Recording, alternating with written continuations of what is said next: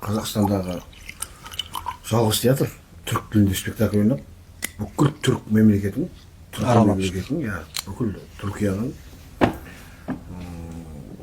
бүкіл қаласын аралап гастроль жасап келген театр. Ағайдың кезінде. Одан бері де қаншама фестивальдерде алдыңғы қатарлы жүлделі орынды бермей келген театр.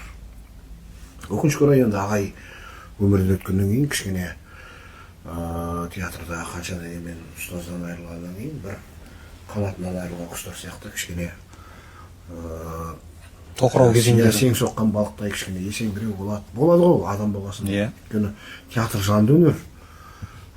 Сол жаңа міне қазір Нұржан айтып отыр. Түске дейін тоқпақтап ұрсып алса, Ағай түстен кейін қанаттандыратын еді келіп деп. Ой, қырандарым, сұңқарларым, арыстандарым, қалайсыңдар, шәкірттерім, ал давай деп жаңағы қанаттандырып, шабыттандырып сөйтіп отыратын еді.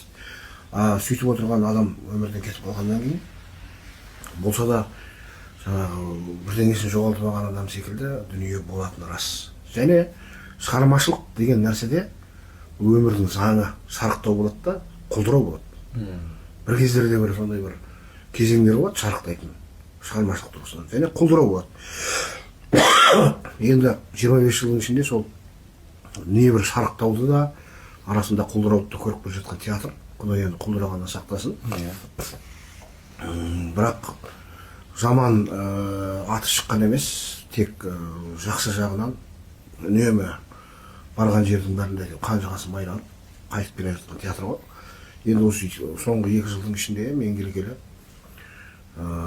Ресейге, Алтай аймағына, Барнаул қаласына барып қойылым қойып қайттық.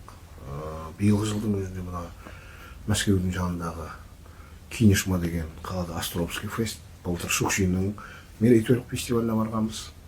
Қала берді өзіміздің өңірде өтіп жатқан халықаралық республикалық фестивальдер, кеше ғана өткен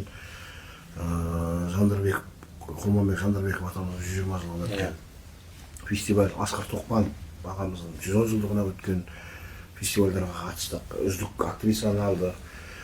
Камшат Аштекова актрисамыз Таразда өткен фестивальде Мұрат Құрманбеков үздік ер адам бейнесін алып жатыр. Осындай жетістіктеріміз жоқ емес.